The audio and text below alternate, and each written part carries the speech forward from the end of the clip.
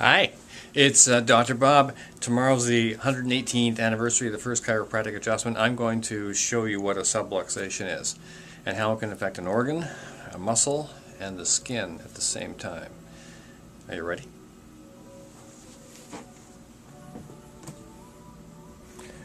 Let's just say a person has high blood pressure and a tendency for asthma.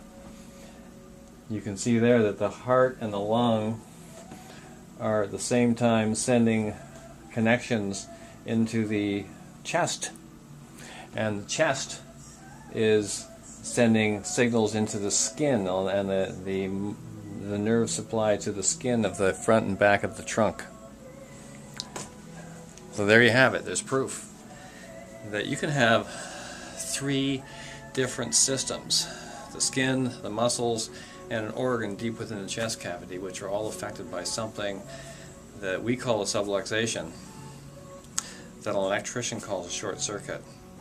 When you're living in a world that overloads your system with 3 or 4 different kinds of stress simultaneously, wouldn't you expect your nervous system, your electrical supply and coordination and communication system to occasionally overload?